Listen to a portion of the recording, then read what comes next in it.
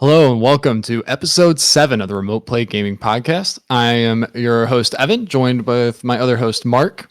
And today we've got a pretty packed agenda for you. We're going to talk about what we've been playing, some pretty big PlayStation news. Mario's got a new voice, and we've got some Halo. It's pretty exciting Halos. It changes the Halo Infinite. And the Xbox made a minor acquisition, this indie studio that makes like mobile games or something called Activision Blizzard King. So if you're here, go ahead and hit that subscribe button below. Like the video at the if you enjoy what you're seeing, and join us on Discord. So I've got the question of the day for you this time, Mark. Okay. And it's a 3-part question. So in the spirit of these acquisitions, this acquisition that happened recently. So if you could have one breakup of a developer or platform that didn't, if you could have one breakup that didn't happen, if you could take it back, right? Where developer split off from another studio. Yep. And then one that you would like to see, a breakup that you would like to see, and one merger you wouldn't hate to see. So that's going to be our question of the day. It's kind of loaded. So we'll get back to that after our introduction here. Yeah, it's a tough question. I'm gonna need a minute to think about this. So.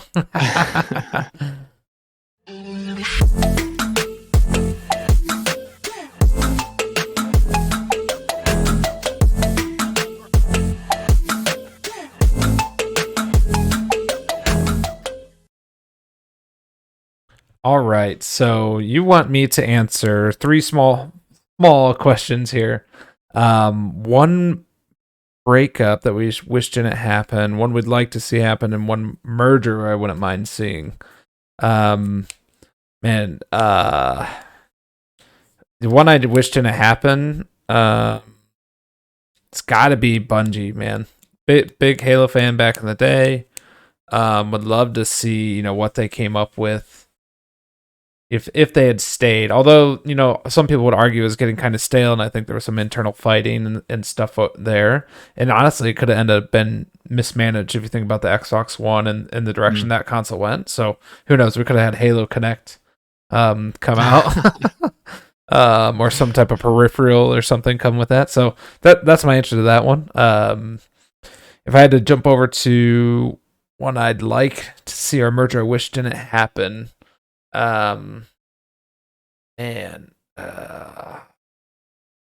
a tough question. Let me go to the third one first. One merger I wouldn't hate to see. I got a really off the wall thing for you here. What about Netflix and Devolver Digital? What if those two teamed up to combine IP and kind of publishing capabilities and experiment with this new Netflix game streaming platform that I'm not so sold on yet, as we've talked about, but sure. What if those two came together to kind of deliver those games more often and to more players, and they could come up with some really unique things? They're both into that kind of weird, I don't want to say weird, but they do like off the wall videos and trailers and maybe an ARG, reality game, leading up to the release of something, go find something in the real world to unlock something in the game, or watch this show to unlock something in the game. I don't know. There could be a lot of synergies there. So do you have any thoughts on the second question? Man, I'm having a hard time answering that middle one. So personally, as somebody who doesn't own a PlayStation and who does own an Xbox, Insomniac was acquired by PlayStation. I know that a lot of Insomniac stuff was PlayStation exclusive, but like we had Sunset Overdrive on the Xbox, and once Insomniac was acquired by PlayStation, that franchise, I think as a whole, is just kind of in limbo. Like we've got Sunset Overdrive on the Xbox on Game Pass, and like PlayStation can't do anything with it. I don't know that Xbox can do anything with it, at least not in the vein of what Insomniac was doing, because I'm sure that Insomniac's not going to be making another Sunset Drive, right? Sunset game, right? So right.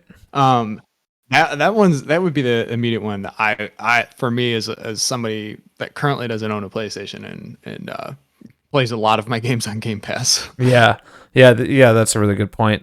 Did you play Sunset Overdrive at all? Did you beat it or anything? I've not beaten it. I've kind of jumped into it, played it, and that's one of the many games on my backlog. I'm gonna probably look at see how long that takes to beat because I've heard so many good things about it. Right.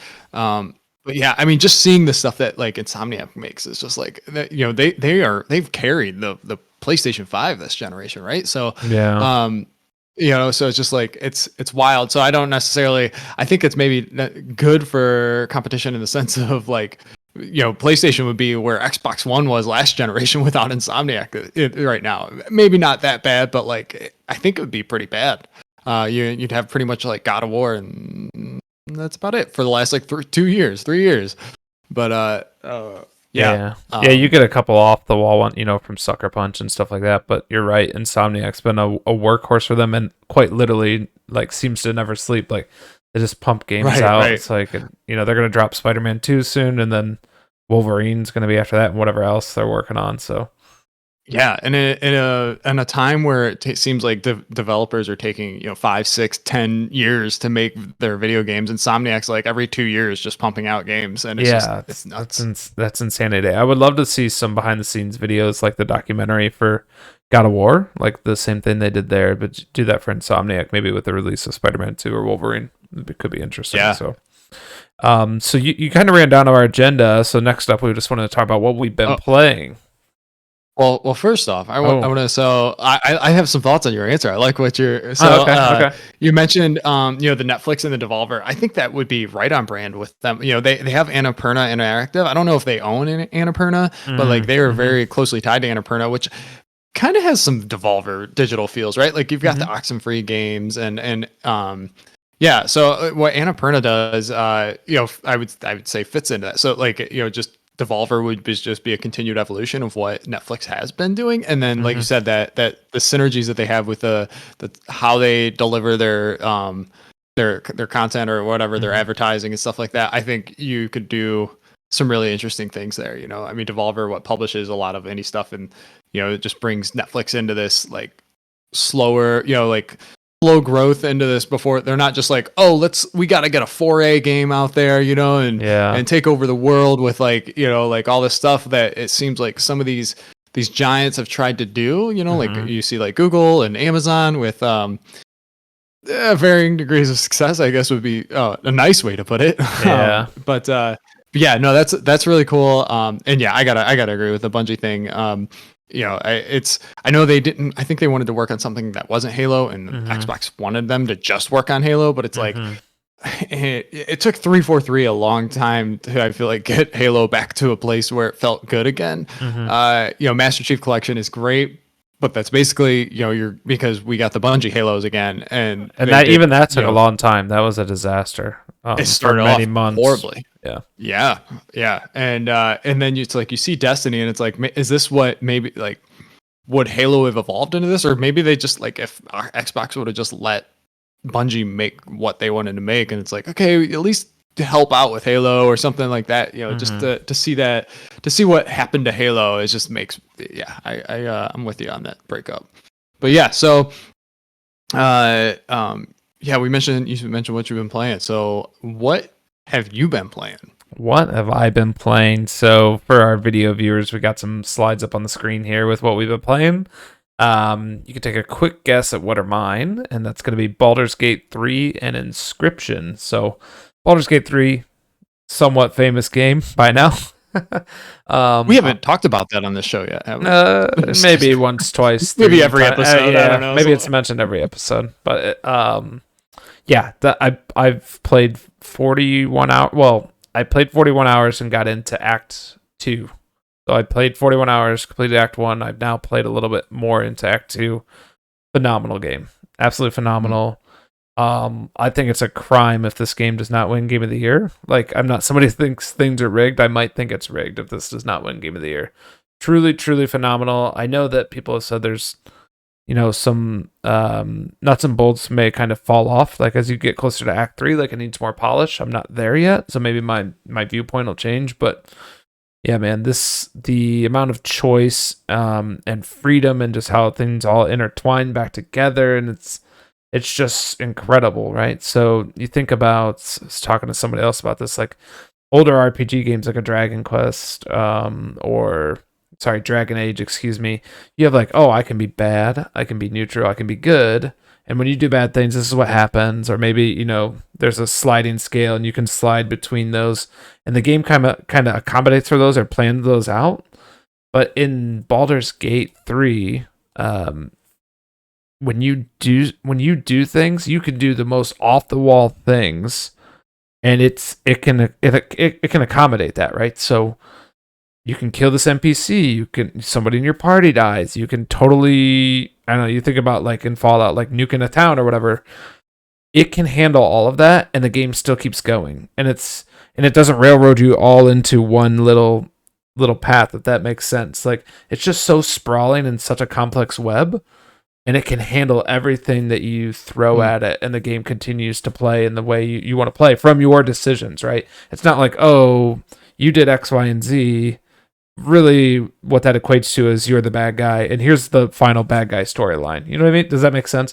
Like, it doesn't railroad you into like 3 endings essentially or something. Like, it's a very complex game, and I really don't know how they pulled it off. So that's wild. So, like in my head, like a D&D campaign typically you can kind of forge your own path, but it typically brings you back to wherever the dungeon master wants to guide you, right? Like and this game is compared to is pretty much called like the video game of D&D, right? Like right.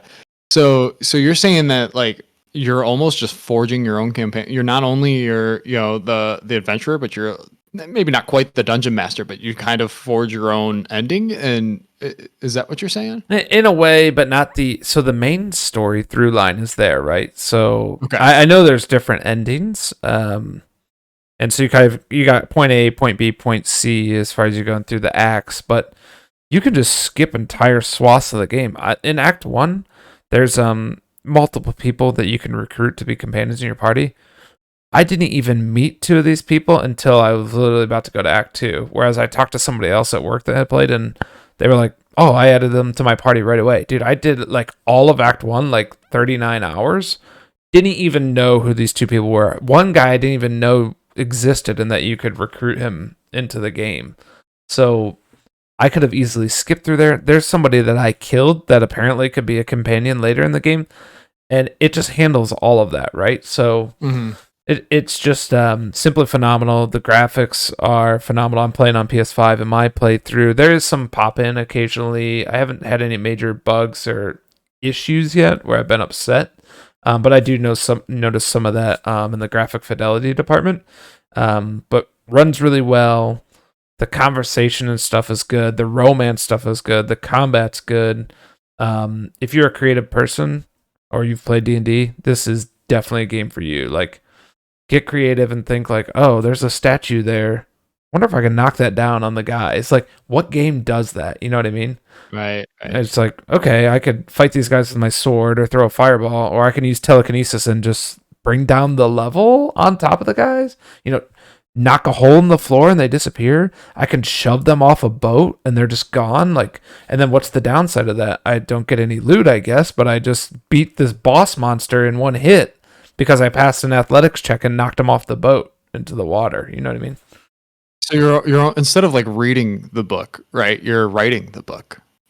Yeah, is what it sounds like to me, or you're, it's almost like a Mad Lib where you're filling in. They give you a little bit of things, and you're just but you're filling in what you want to put there. It's like that is a great example, like, great analogy. In a year that we got possibly the greatest physics sandbox of all time in Tears of the Kingdom. True, very true. Maybe we got the best story sandbox of all time, right? Like, in Baldur's Gate. So you said if it's a crime if this does not get Game of the Year. So you think Tears of the Kingdom doesn't even hold a candle this game? Is that what I'm hearing? Oh man, I know you're gonna make me eat my words because I finished Tears of the Kingdom. I told you this is a GOAT tier game, but so is Baldur's Gate. Yeah, I'm extremely impressed with Tears of the Kingdom. I love the story. I love the physics sandbox. I loved how well it actually ran on super old hardware. But I don't think it can beat Baldur's Gate, dude. I'm so enthralled with this game. I know I played 200 hours as Zelda. Part of that is that my kids can actually kind of watch Zelda. They're not going to watch Baldur's Gate. Right. but I'm You don't want to playing walk in on any bugbears, right? Yeah, exactly. I play this every moment I can, within reason. So yeah, I'm just so hooked. I want to know more. I want to know what's going on, and they're so good at the carrot on the stick. Like, there's always something on the map to find or do, or the story bits coming in, and all these little things matter that you do, but it doesn't seem like they do, right? So you're like, oh, am I going to save this guy in the road, or am I going to help this clan of tieflings out? And you kind of do that or whatever, and then later they're like, oh, hey, I remember you, or like, we were supposed to meet up with our buddy here, but he died. You're like, oh, that's the guy I didn't save before. So, yeah, this game is simply incredible. Cannot wait for you to play it. I think you're targeting to play it on Xbox, right? Yeah. I after one of the games I'm talking about here that I just beat, Starfield, and still needing to finish up Tears after playing 115 hours Tears. I told you earlier this week that I need a break from the 100-hour games. Yeah. Or the long, like the big open RPGs and stuff like that. That's just like, I'm like, okay, I need to like take a break, beat some 10-hour games here, 15-hour games. So, I'm wrapping up some other games right now, but after beating Starfield, but I will absolutely jump into Baldur's Gate 3 once it comes to Xbox.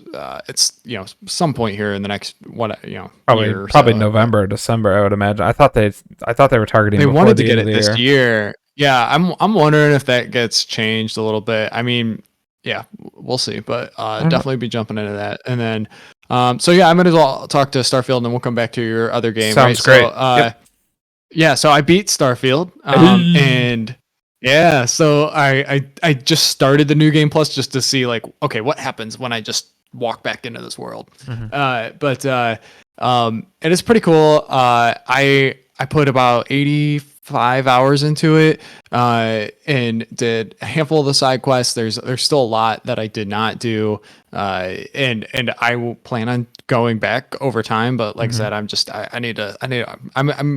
really glad I played the game. Really glad I beat the game. I just need to step away from that type of game for a little bit and play some smaller stuff. So, but man, yeah, Starfield is really good. It's wild to me that this is like, I'd say on any given year, this is probably a game of the year, if not a strong contender. And it's like, now we're talking like, is this even in the 6 nominations? Like, there's a little bit of debate. Yeah.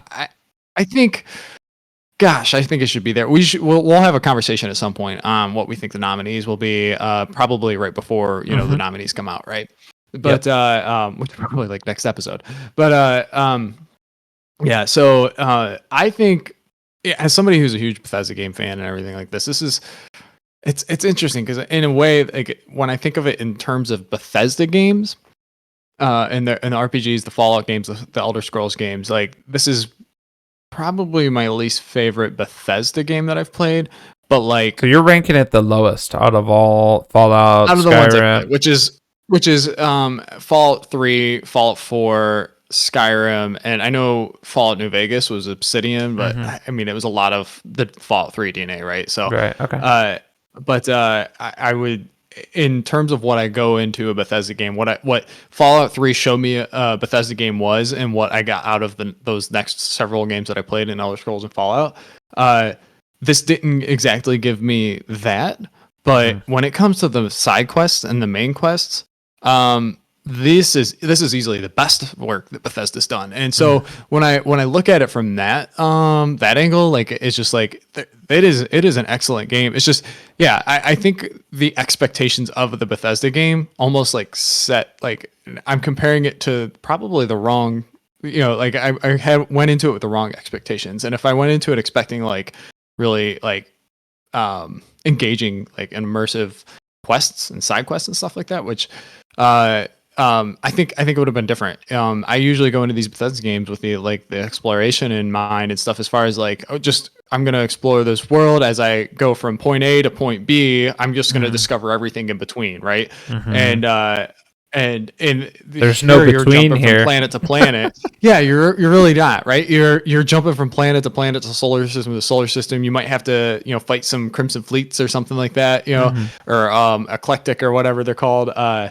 out in space while you jump from system to system, but you're not landing on the planets, and a lot of the planets are just barren. There's some aliens and stuff. When you get on there's some of the interesting stuff that you get from the Bethesda games, but it's like they just allow you to skip a significant part of what really, like, to me, provided the meat of what I loved about Bethesda games. So that was different. But like I said, if I consider the quests and stuff, like, I mean, some of the side quests I did, I'm like, this could have been its own main storyline. Yeah, I felt the same way. A great game. About 2 of them that I've done. Yeah, I was like, well, you could have spun this off into its own 10-20 hour game. Yeah. Absolutely, and that's how I felt about, like, specifically the UC Vanguard quest that I did. I'm sitting there doing it, and like in my head, I was doing the main story, and I was like, "Oh, this is just a side quest. I didn't even have to do any of this," and I was just, "Holy crap! Like this is such impactful content to the world, right? Or to the universe or solar system or galaxy. That's where we are, the Milky Way." But that it's just like, I can't believe that you can, like, play through this game and just totally bypass, kind of similar, not too far off what you were saying with Baldur's Gate 3, right? Like, you can just totally bypass super significant parts of, like, super significant storyline, like that. You're just like, oh, like, I don't even, like, you didn't even have to do that. It's wild. It's like, I think it's almost a shame. Like, if you haven't experienced this UC Vanguard and Starfield, then you're missing a good. Yeah, right. You gotta do it. I would imagine you probably feel the same way about that Crimson Fleet quest, right? Like, yeah, I haven't done the Crimson Fleet quest. I haven't done the Crimson Fleet. I didn't do any of the Freestar Rangers. So there's a lot there, and I will go back to this game. I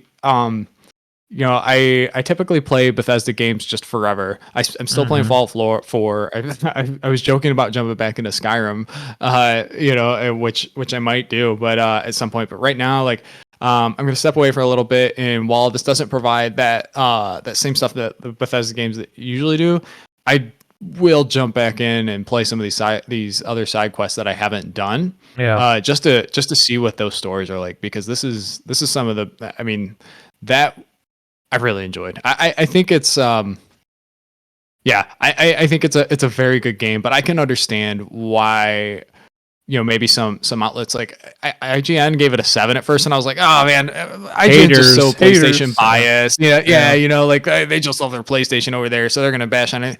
And while I disagree that I definitely don't think it's a 7 out of 10 game, I can see you going into this game and just some of the quality of life stuff that's not there, and some of the, and if you miss some of the experience, because Bethesda allows you to miss a lot of the best content in the game, and if you don't do that, then I could see you coming out of here like, this is a 7 out of 10. This wasn't that great. That was fine, right? Yeah. But there's it's hard too, because I think without the risk of, I don't want to go too far into, like, we're do a whole dissection of this game. I think we could do a whole episode on that. But they took so long to make this game, understandably, that they're almost behind the times in a way. Mm-hmm. Whereas Bethesda was never that before. They were the lead. And this feels to me like an old car with a new coat of paint in a way. Maybe a couple bells and whistles, but this is the same old reliable Ford that you've been getting for years, or whatever, whatever brand it is. So it's I personally had to step away in that the longer you play, the game is really good. The longer you play it, though, to me, the more the shine wears off, the more you see some of the problems and some of the gripes. And that happened with Zelda and stuff too, right? But I think mods and updates are, official updates and mods are going to help this game be even better. So I'm going to I pumped the brakes just a little bit, and that's why I'm on the Baldur's Gate train for now, which is far superior. And I would love to hear your opinion when you compare the two in the future. Yeah, I can't wait to talk about it. But yeah, I definitely agree that, like, the mods and stuff will make it better in updates and things like that. It's interesting to me because, like, honestly, the more I played it, the more I was able to, like, just look past some of the issues that I had.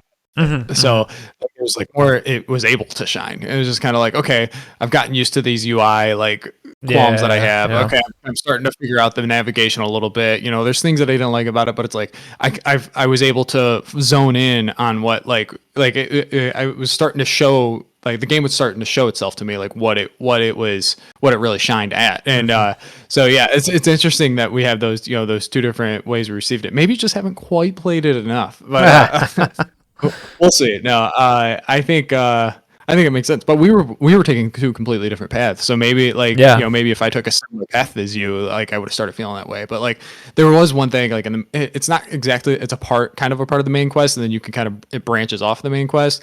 Pursuing those, I'm just going to say that there's a minor spoiler alert here, so skip ahead like 30 seconds if you don't want to hear it. But getting the powers was the most tedious, awful thing I think I've ever done in video games. Did you? It was so. It was bad. Did you watch the girlfriend reviews video I shared or no? No, I didn't. I'll have to definitely watch it because they cover the power thing, and it's pretty funny. They do take the piss, so to speak, like making fun of the game, but then they cover some of the good stuff at the very end of the video. But yeah, it's pretty funny. Yeah, and that was a down point for me in the game. Like I'm like, man, this really isn't a good game. And then like as soon as I stopped doing it, because I was trying to pursue all of them, and then like once I stopped doing that, I went back to like the main story, and I was like, oh yeah, that's right. This is an amazing game. This is like I went from like, oh man, maybe this is a 6 out of 10 game to like, oh no, now I remember this is a 9 out of 10 game. Terrible. So, right. Yeah. But yeah. All right. Yeah. So that's, those are my thoughts on Starfield. Can't wait to hear, more of yours once you play it down the road. But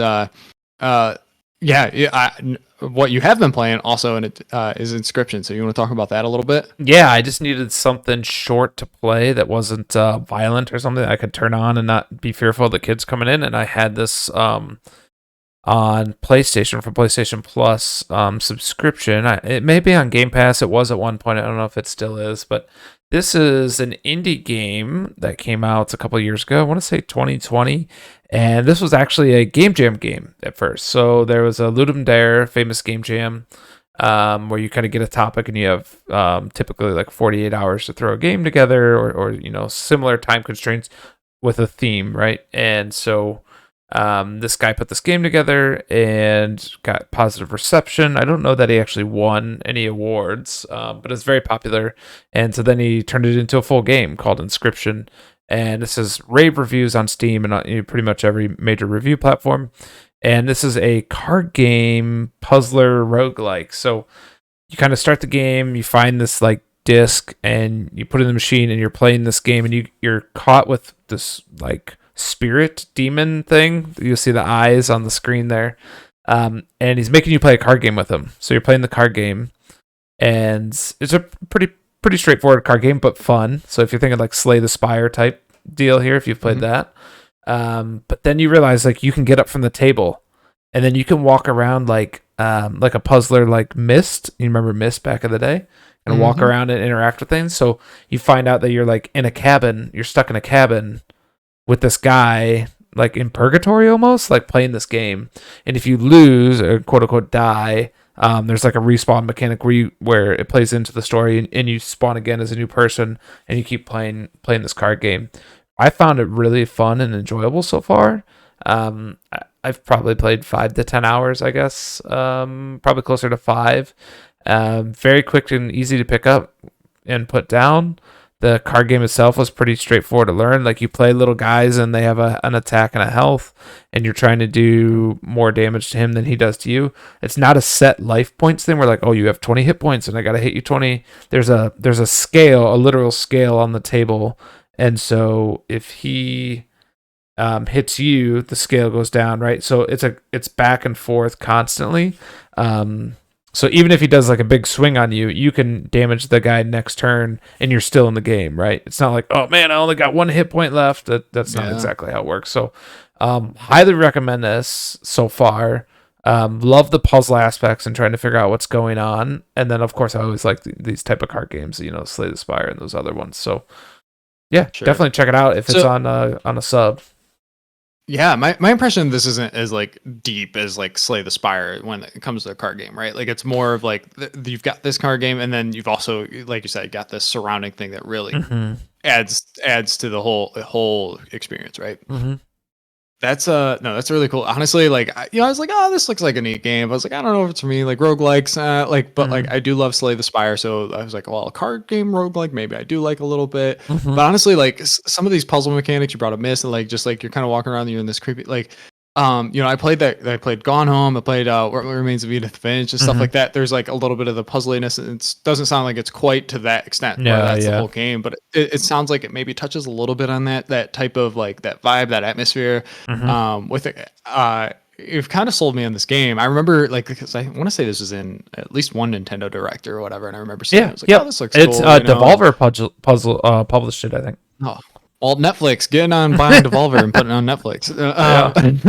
But no, you kind of sold me on this game. Like I said, this was kind of one that's been on my radar, but I am much more interested now in checking this out. Yeah, it's I would say puzzle to card game. You're probably playing the card game 75% of the time to 25% like puzzle. But I don't want to spoil anything, but I'll say there's things that happen with the card game itself that lead into the puzzles. Yeah, exactly. Yeah. So it is an ongoing thing. So I think Wood from like beat 'em ups from like Nintendo podcast and beat 'em ups channel. I think he's talked about a little bit about this. I think it's really where I've known about it, and he's a pretty big fan of the game. But and I like the roguelite part of this is after each battle or level or whatever, there's a map on the screen, right? And you're playing through this map and you pick your path, right? So that's kind of the roguelike aspect. Is like the path is different every time, and you might go left and it's a battle, or you might go right and you get a free card. You might go down the middle and you get to merge two cards, that type of thing, and it's random. So every time you play is different, and you pick your own path down the thing. And then there's always some type of boss fight you're working towards. And once you beat that, you go to a new map and another boss fight. So yeah, there's a good mix of stuff in there. So. Yeah, I'm gonna jump onto this game at some point. For sure. So you just told me on it. Yeah, you have one more game here. You've been playing some Vampire Survivors. Love this game, but tell us why you've been playing and how you felt about it recently. Yeah, so I jumped back into it like when I don't know if it was when it first came out, but when I first got my Steam Deck, like I was looking for something to play. You sent me, you're like, dude, you got to try this Vampire Survivors game out. And I was like, I don't like spending money. You're like, it's like $2. I'm like, okay. And, I was like, all right, I'll check it out. Like I love like twin stick shooters, and this is this is the spawn of the bullet heaven genre, right? Shout out to our Discord for letting me know what bullet heaven meant, but but yeah, no, it's I jumped into this game. I played it like a ton in the first week. I played it like 25 hours or something like that in the first, I don't know, maybe even a few days. And for a game like this, right, it's not some like big open world adventure. Like you're in this twin stick shooter. You're just playing 30-minute rounds or whatever on your thing. If you haven't seen it, just go check it out. It's really easy to kind of like understand. But anyway, I jumped back into this game and I got a lot further. I think it's reset all of my progress, but that I had made somehow. I don't know if because it's gotten a lot of updates, and I put it down for about 2 years. I think, I don't know, but anyway. Did you get the expansions? Did you get the expansions? I did end up picking the expansions. I don't They're even 99 think cents or something. Yeah. Yeah, I went ahead and picked them up because they are so super cheap. But like, I basically like, I was like, all right, I'm gonna play through this. I'm gonna go through the first character, go through all of the levels. Second character, go through all the levels, and then I was like, all right, I kind of got to a point where I was like, okay, I need to start unlocking some of the other items and stuff like that. And you have to do certain things with certain characters. So I unlocked all the upgrades, and then once I did that, I started going through, okay, there's like the unlocks, right? Like, and it tells you what you have to do to unlock certain items, certain whatevers. So basically the little achievements, but the achievements also give you in-game rewards. Yeah. And the codex will tell you what to do. Yep. Yeah, the unlock system should be taken. AAA developers should be taking notes that this is how we want to play games, right? But give me a reason to go do your checklist. But so I started going through that checklist. I was like, okay, I want to unlock the Tergamisu or whatever, the thing that gives you extra revives and all that stuff. Like, and man, this game is so good. And then once you turn on like the hyperspeed or whatever, where it cuts the 30 minutes down to 15 minutes, basically, like I think it double times the speed there. So it's like, it makes it so much better, so much more bite size, right? Like you can play, okay, I can play a 15-minute session. That's like 30 minutes. Sometimes it's like, hey, maybe I can, maybe I can't, but it's like, Yeah. Anyway, And you're yeah, just jamming the same amount of time into smaller sessions, right? Like, yeah, it's only 15 right, minutes. yeah. You're like, well, now I'm gonna play twice as much. Yeah. Somehow I end up playing three rounds and playing 45 minutes anyway. But but yeah, no. It's and you haven't done the co-op on this yet, right? Huh? Pardon? You have not done the co-op yet on this? No, I haven't done any of the co-op. Ah, man. So I wish they added online co-op so we could do it together, but the local co-op's really, really good.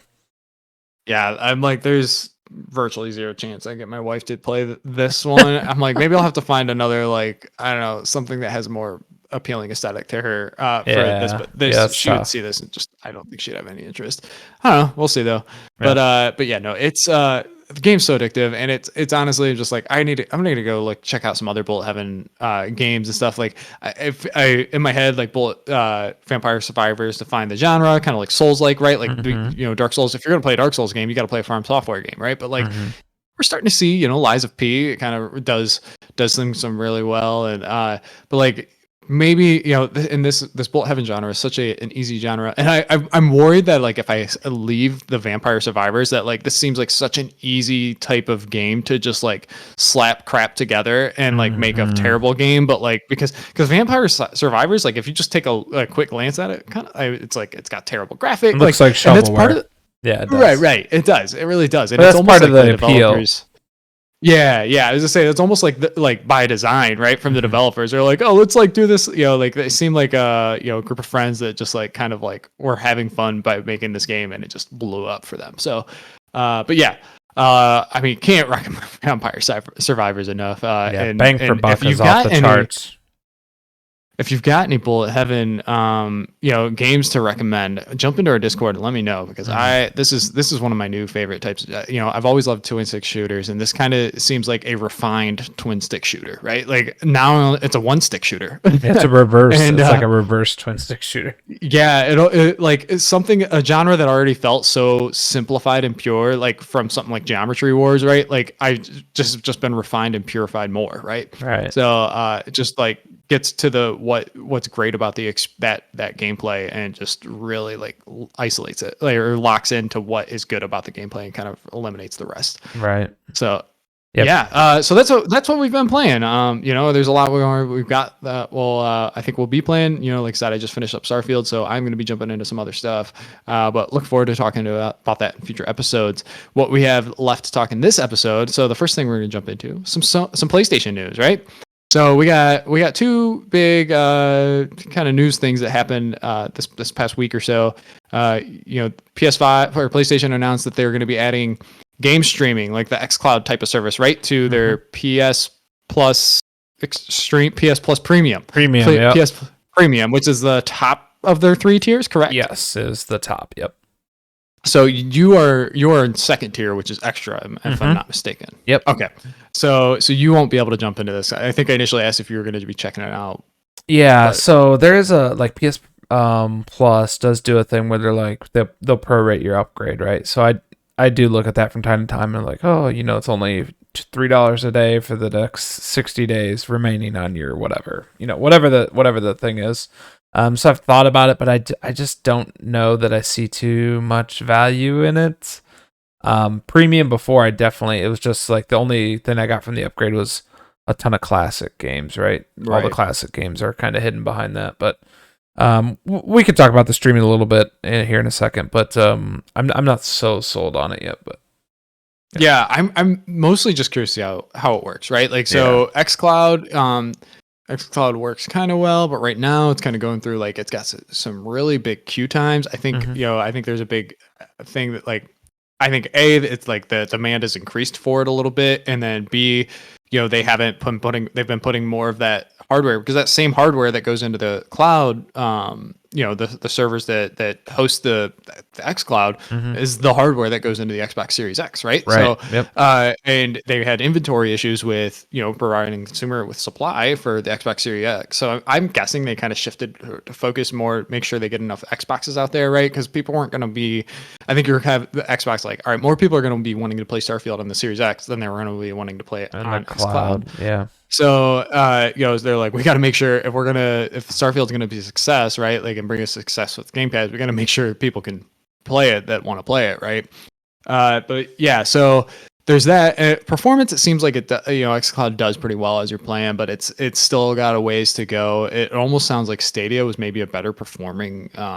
When it came to actual, like, you had the cloud connected controller and things like that. So, which hopefully we'll be getting from Xbox here at some point. But I'm curious to see how PlayStation streaming performs compared to xCloud. Yeah, But let me ask you this question about that. So something I had in the show notes from this is just that with the streaming, you can stream anything from the PS Plus catalog, or at least they're claiming like hundreds of games or something like that, or they're going to have hundreds of games, and then digital games you own. I thought that was interesting. I'll come back to that in a second, and then game trials. So the two things that pique my interest the most are digital games you own and game trials, and that it kind of eases into eliminating the need for more storage. So if I own, several digital games, but I've got, I don't know, Call of Duty installed or something, and it's that massive, a couple massive games, I can just stream the other ones, or vice versa. I can load my console up with a ton of little games and then stream the Call of Duty. Not that I would do that because it's like a Twitch shooter, but you get my point. Right. I just thought that was interesting, and I don't know that xCloud does that. Do they do that? And the same thing for game trials. Do they do that?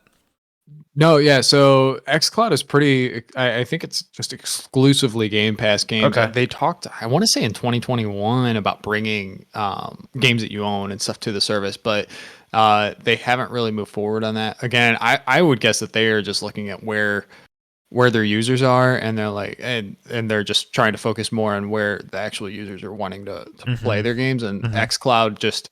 I think they see xCloud as a big part of their future, but it's just not quite there in current demand, right? Yeah. So it's supplemental right now, yeah.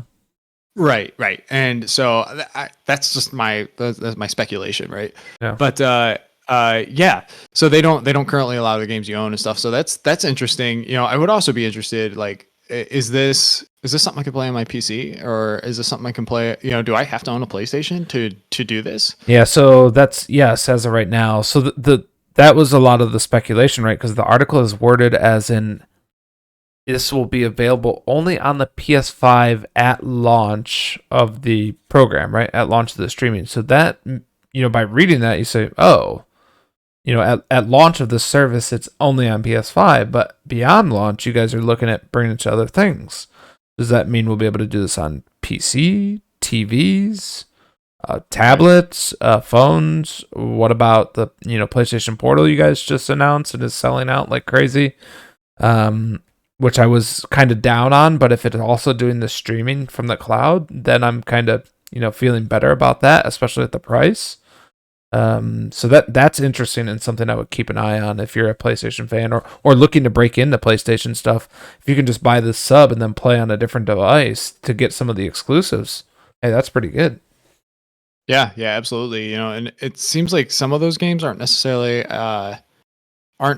that super latency dependent type of thing. They're adventure games. I mean, maybe a little bit, but not as much as like a Twitch shooter, or like some kind of like fighter or something. Something that some of their narrative games. Like a Last of Us or an Uncharted and stuff. Maybe a little bit, right? Like you want some decent. You don't want to be like really chopping, but But yeah, it wouldn't be too bad to get that experience, to be able to experience those games, if that was the way you could do it, right? If I didn't have to pay now $450 to enter into their console, to ownership, to play some of these games, that's a curious thing. I mean, and they have a lot of JRPGs, right? So like I'm curious, like there too, right? So there's a lot of JRPGs on the PlayStation devices. So JRPGs are great, I think, are a great place for console streaming. If you don't have to store the game on your device and there's not really any latency dependency. I mean, occasionally something like the Sea of Stars, right, where you can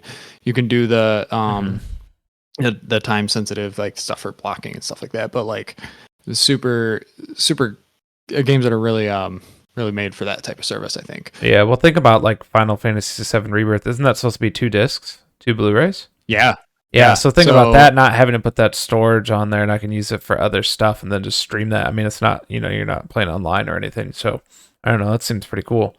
You mentioned the price. Do we want to talk about what we have up on screen here, which is the new PS5 Slim consoles, both disc and digital? Sure do. Yeah, so there's a disc and digital, right? And there is a Blu-ray attachment drive available for the digital one. So it's kind of modular, which I think that's kind of cool. I don't know, we talked about it a little bit last episode, where this is going industry wide, if we like that or not. But I do think from a technical standpoint, this is kind of cool. Oh, you got a little modular thing you can plug in if you wanted it. But the weird thing is the pricing here. So $500 for the disc version, $450 now for the digital version, and the Blu-ray drive separately is $80, and they now sell a stand for $30, which I know people were hot about. So yeah, they have it shown in vertical orientation, but out of the box you can't really do it that way, right? Like Right. if that's how I understand it, you have to pay $30 to get a stand to put it vertically. And it's like, what? Like the Apple method, it's so like taking the charger out, right?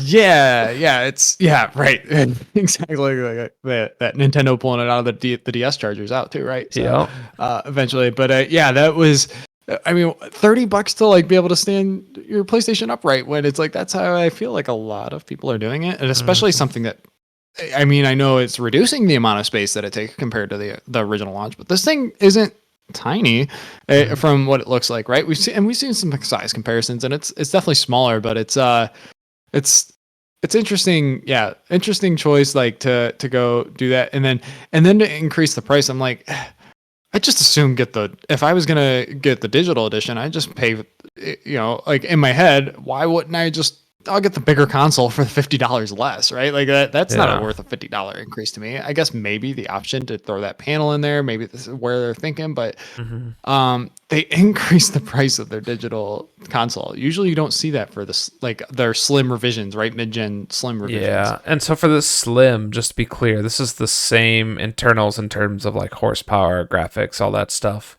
Slightly bigger hard drive, if I'm not mistaken, right? It's like a full 1 terabyte 800 to like 1 terabyte or something. Yeah, full 1 terabyte available now, I think. And size wise, it says PS5 Slim, and I don't think they've shown it all yet, this thing next to an actual PS5, and I'm wondering if, because it's really not that small, they listed the dimensions, and I know several articles and news outlets online put that into there's like a compare size website that like puts them in a geometric format, and so they stacked the Xboxes, the PS5s, and the Slims next to each other.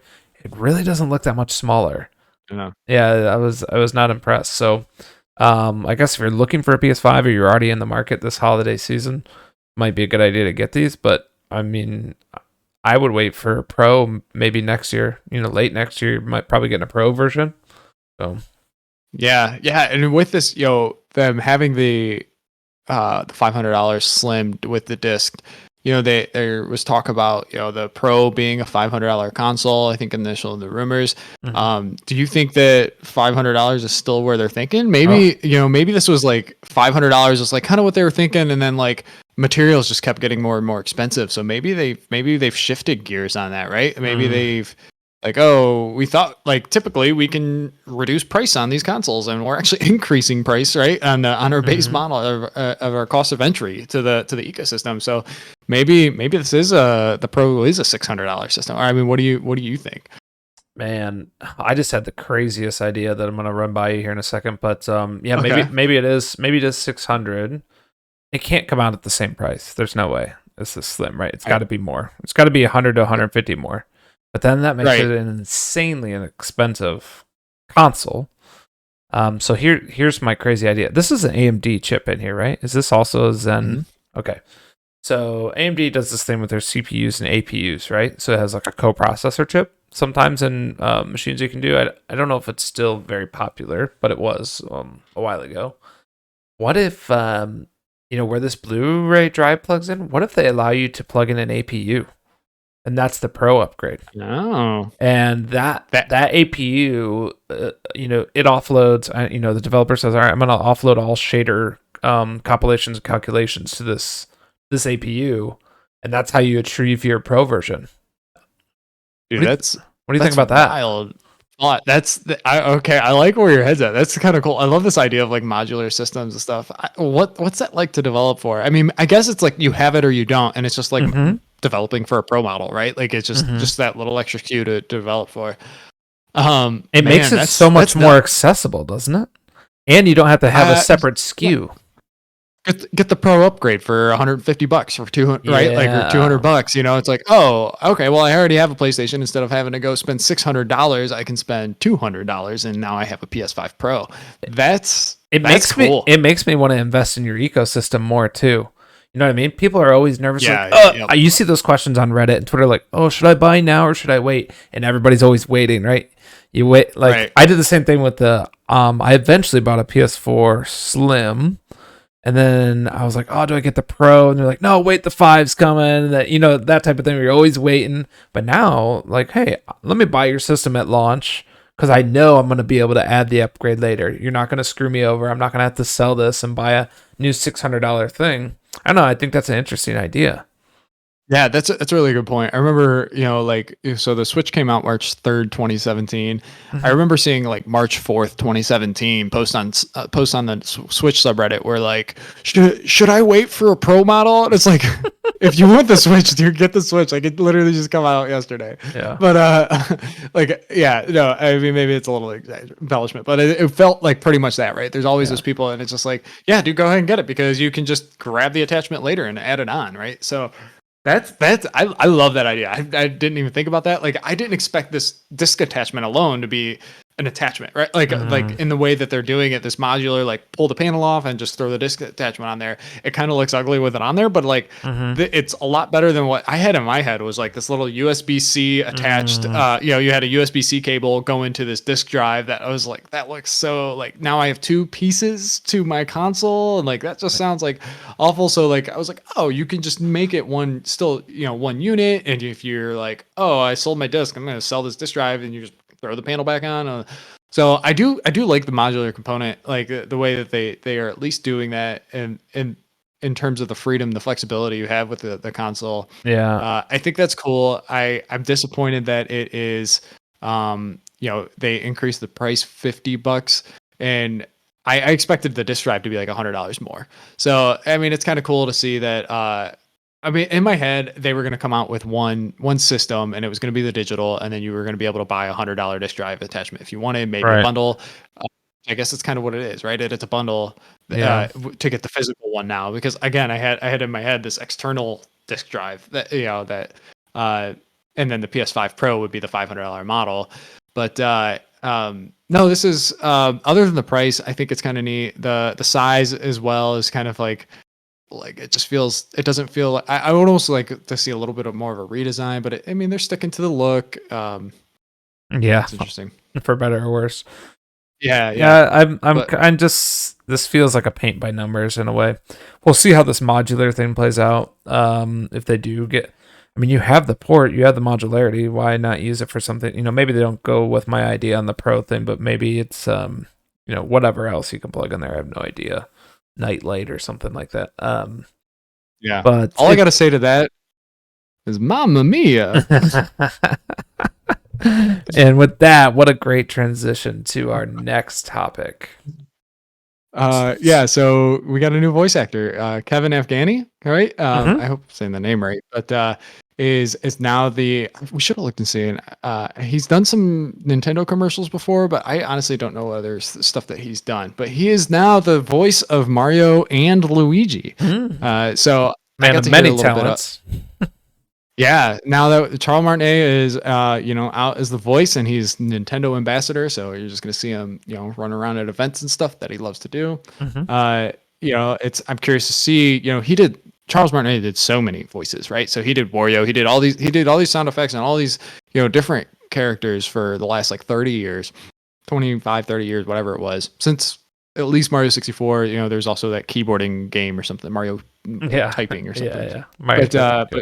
But basically Mario 64, right? So and so we've got our first new voice, and it's like, I'm guessing they split the voices out a little bit. Like, I'm guessing that Kevin Afghani's not necessarily going to be Wario. He's not necessarily going to be Waluigi and stuff like that. But I mean, maybe they try to squeeze him in there. But yeah, it's we'll see. Well, I am curious to see that. But yeah, have you heard any? It's I mean, It would make sense to split it out. I think I'm honestly surprised Charles Martinet did so many. You put all your eggs in one basket, you get hit by a bus or has a heart attack or something, you're out. Right. Everybody. So, I like that this guy's relatively unknown. I know I put in the show notes here that he's done some commercials. So like if you go to he has like his own webpage where he's got like his samples, right? So like his resume, if you will, and he's the DirecTV guy in a commercial, voiceover, and a lot of people were saying that he sounds like the Nintendo Direct guy, the narrator, and he really does, but I don't think it's him. But that would be really cool if it was him, and that's like they picked him up from there, right? So I'd love to hear that. And then he was a minor NPC in Genshin Impact for some limited time event, like, and he has audio samples of that as well. So I don't know, pretty cool. We'll see what he sounds like. I would love to hear the story of, how did he get the job? How did they pick him, select him, whatever? Did a million people try out? Nintendo to just go like find somebody that's like completely like, not just like, oh, that makes sense. Like it's just like, oh, we found this guy, and they'll like watch him turn out to be perfect for it. But I've actually heard a little bit of it, right? So there's some Super Mario Wonder demos at Target. Yeah. And so I heard a little bit of it, and then there's also those awesome that I don't know if you've seen like on Twitter or X or whatever, the little ad campaign that Mario Wonder is running right now. Dude, some of those are hilarious. Bowser's Crush there, like yes, he likes and the inchworm pipe, whatever the green pipes, just warp pipe. Yep. But yeah. So pretty good ads that they're putting out there for Super Mario Wonder. This is like building up to be something that I'm getting more and more interested in, with that and the previews and stuff that are coming out. But yeah, it sounds pretty good. Like it definitely, to me, I was like, oh, like, because I know it's different, maybe that's why it sounds a little bit different, but it doesn't sound out of place. It sounds like, okay, this is what I'd expect Mario to sound like. Yeah, I'm not sure. I like I said, I think it definitely sounds different, but like I don't think I would have thought anything if I didn't know that Charles Martinet was which is good. That's what you're looking for, right? You're not looking for Chris Pratt to show up. No, I'm just kidding. Just throwing some shade at Chris Pratt. So yeah, not much here. We'll look forward to the game coming out next week, and we'll see. Maybe his name's in more parts of the credits, or we get a behind the scenes or documentary. I don't know, but I'm looking forward to the game, and I think you probably are too. So. Yeah. You're gonna be. Yeah, that's good. So that'll be a new game. Let's go back and talk about an old game. What do you got? Halo Infinite. So is getting some updates, and some pretty substantial updates. Yeah. Mm-hmm. So we're seeing updates to Forge, and Season 5 is coming out, and it sounds like Season 4 was a pretty good step forward, and Season 5 is just another big step forward for the multiplayer, and Forge sounds like it is bringing a whole lot of great stuff to Halo Infinite. You're getting AI, AI spawns or AI, like NPCs, right? NPCs, yeah. So you're going to be able to add some of the military and some of the banished, right? NPCs to the game that kind of bring some potential PvE type of gameplay to Forge. And so this to me is really exciting because I love jumping in. I love Halo PvE stuff. I love Firefight. I love the campaigns, co-op, and stuff like that. So do you want to talk a little more about your thoughts on what any more information on it that you got? Yeah, I mean, it seems super exciting. So I had a couple notes here. Just that this is an October 17th launch, so coming up here in a few days, right? They're going to launch the Season 5 and this Forge. It's on both Xbox and PC, so you can kind of create these maps on either one. You don't have to just be on the PC. And speaking to your AI point, you can kind of throw them in as NPC spawns, and they'll fight or do whatever you program them to do. More on that in a second. But you can have up to 32 at a time. So you got to think you can have up to, I believe, 24 real players plus 32 AI, 16 if you want to divide it evenly, whatever the case may be. There's a couple caveats, like they don't know how to hold the oddball, and they can't hold the flag, but they can protect it or guard it, I think was called out in the news article. There's no flying, so there are some flying enemies in the game, but you can't put those in the AI because there's just would have required a huge overhaul. They would have had to implement a 3D nav mesh, I believe they called it, where they could track every item in every instance in all planes, of direction. And they said they're planning on this is going to be stuff that can be easily shared and played immediately via custom games browser. So that's very important for you to be able to share your stuff and for people to be able to access it quickly, which is good, right? And then there's two new maps coming, just with the season and extraction game mode. So I'll pitch it back to you here in a second, but I just think Halo Infinite was a step in the right direction, but they kind of had some missteps in doing that. They had a lot of inner turmoil, and the game fell off pretty quick, unfortunately, because they tried to go this games as a service, like we talked about in last episode, and didn't have the content. You can't be games as a service without the content, but now they're starting to build that content and giving the players the power to build amazing stuff. And we all know how communities work in gaming. They tend to come up with the craziest, coolest stuff, even more than the developers themselves. So, what are you thinking about this? Are you going to jump back in? I was playing a game before we started recording this podcast, actually, because I was so excited about this news, and it played pretty well, and I was pretty excited. So what do you got? Yeah, man. So, I mean, I love Halo. If I'm playing a shooter, like especially like a multiplayer shooter, like Halo is going to be the first one that comes to my mind of a game that I want to play. Of the game I want to play.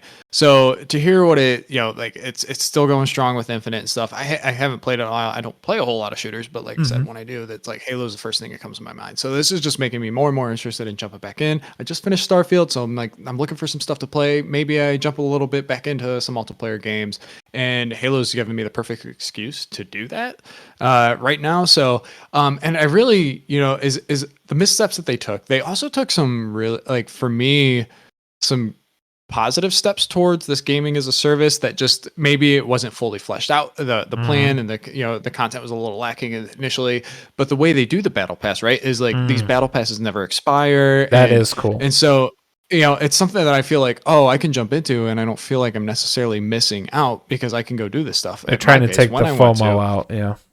Yeah, absolutely. And that's been, I mean, whether or not the battle passes for me anyway is kind of like to be, like determined. But like, if it's going to be, this is the way it makes it more palatable, right? It's more player friendly. Yeah. Not that you like, if I feel like I'm missing out, then it's just like I've missed out. Then I'm just not going to jump in. Like it just makes me not want to play at all.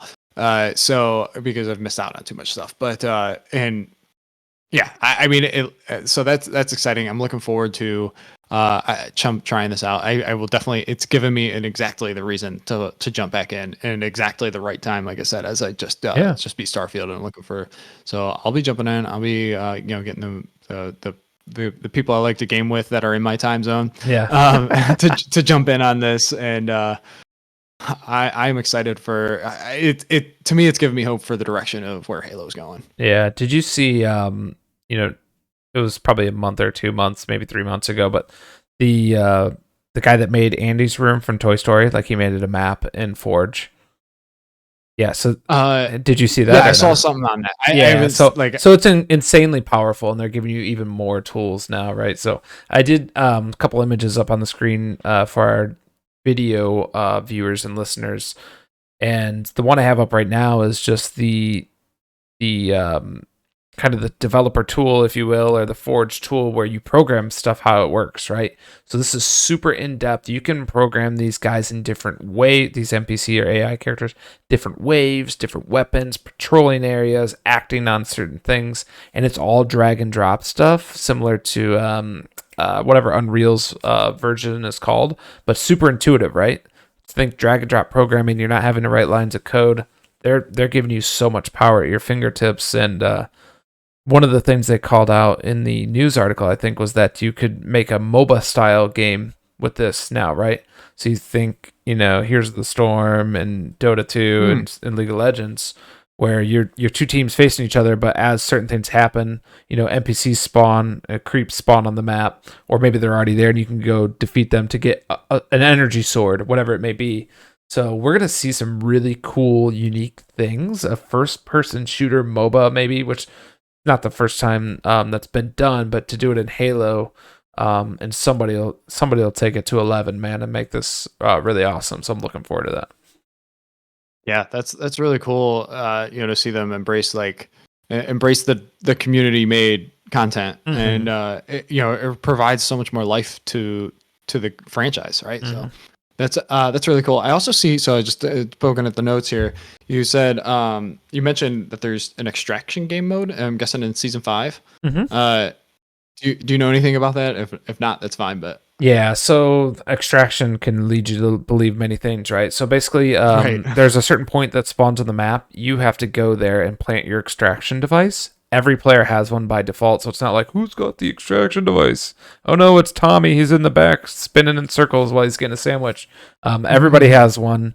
So whoever gets to that point first, you arm the extraction device, and it starts running a timer, like extracting something, and you need to protect it.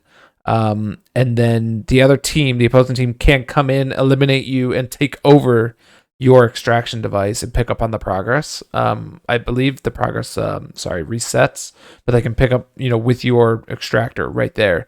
So it's kind of a weird, it's King of the Hill, right? I don't know how to describe it, but that's essentially the mode, right? It's not anything groundbreaking, but it is sounds like a cool mode. I was like, is this a Tarkov mode? And yeah, no, not at all. Like this is huge, right? Like, yeah, no. Okay, no, that makes a lot more sense. All right, well, we got to keep moving along here, so because we got one huge thing to talk about, and that is, Xbox. The CMA finally approved this Activision Blizzard King acquisition, and Xbox immediately just responded by closing the deal, right? So, and there's a lot to talk about here. We're talking about like what's this mean for Game Pass today? What's it mean for over the next year here? So, and then we've got to talk about what's this mean for Bobby Kotick. Spoiler: he's going to be gone by the end of, or at the end of the year, right? At the turn of the year. So that's we'll talk about how good that is. But and then what is what kind of IPs and stuff get new cash flow, and like just what does this mean, right? Like what does this mean for the direction of Xbox? A big thing here that like I think gets overlooked is the King part of this this acquisition and stuff. So let's just talk about right. Like let's talk about ABK. Finally, can we first over. Yeah, and can we talk about the hot dogs? Got to talk about the hot dogs first. Yeah, with so this acquisition, Manchester United game. Yeah, all hot dogs come with a Game Pass code in them, but it's not a sticker. It's not a thing on the box. It is stamped right on the hot dog. It is stamped on the hot dog bun. Yeah, so burnt into the hot dog bun is a Game Pass trial code. That's a pretty large hot dog, is it not? It was pretty big, yeah. So the holy cow! User on Reddit on the Xbox Series X subreddit posted this, said he went to the game, got a hot dog, and boom, there was a kind of how they take like a hot grill plate and stamp something onto the bun to burn it in. They burnt the Xbox Game Pass code in. I just thought that was interesting. I don't know where that came from. Wild. They're like, we've completed the acquisition. Give out Game Pass codes. Where can we get them? And there's like one intern. Hot dog, we completed the acquisition, right? One intern's in the back, like, I have an idea. Stamp them into the hot dog buns. Get this guy a raise. Okay, for real though. Anyway, the Activision Blizzard King acquisition is done. If you're watching the video of this podcast, we do have up on the screen a lot of the titles and IPs. I'll just run through them really quick, and then we can get to talking about Game Pass and stuff. So Sea of Thieves, and this is inclusive of Xbox and Bethesda, right? So Sea of Thieves, Overwatch, Starfield, Tony Hawk's, also BMX is part of that. Candy Crush, Doom, Fallout, StarCraft, Crash Bandicoot, Spyro too, right? Spyro. Elder Scrolls, Halo, Forza, Call of Duty, Hellblade, Warcraft, Diablo, Flight Simulator, Minecraft, and so much more. This is a big deal and a big boost for them. Let's jump right to Game Pass. So the one thing that came out right away was they were already talking as this acquisition was being finalized that Diablo 4 and the new Call of Duty are not coming to Game Pass immediately, but they made it sound like, hey, expect a lot of other games on Game Pass. And we know from the Bethesda acquisition, ZeniMax Bethesda acquisition, it was 2 days later they dropped a ton of games. 2 days. So what are your thoughts here? What are we going to see? How soon are we going to see it? Yeah. So real quick, I just want to get like, do we want to say anything about Bobby Kotick? He's gone. Let's just wipe our hands clean of Bobby Kotick, just like Xbox is trying to do, right? Yeah. So good riddance. It kind of sucks, right? Yeah. Goodbye. Thank you. Now we can get rid of Bobby Kotick hopefully from the games industry. Right? Yeah. I mean, he's been there 33 years or something. Like, there's no room for sexual assault, harassment, or protecting any people like that. In any industry, but especially the games industry where it can run rampant. So good riddance to him. So I said games industry because that's the one that we're obviously heavily invested in. So, but whatever, he's gonna get his fat check and whatever. Just go, just rot on a beach somewhere. Yeah. Anyway, So Game Pass. You mentioned the BM. Yeah. Okay. So you mentioned the BMX series. First off, like, give me backwards compat. Matt Hoffman's BMX. I played a lot of Dave Mirra BMX back in the day, and I don't know if that's if that's like any kind of relation or if that was a competitive IP. But I didn't. Like you said that, I was like, oh, I didn't even realize that. So that's exciting. Sorry that you said that, and that just stuck out to me as something I didn't realize. Yeah, Game Pass. So, like you said, they mentioned that like Diablo 4 and Call of Duty Modern Warfare 3 specifically, they have no plans to release them on Game Pass this year. So that means that like, oh, now we do is an option. Right?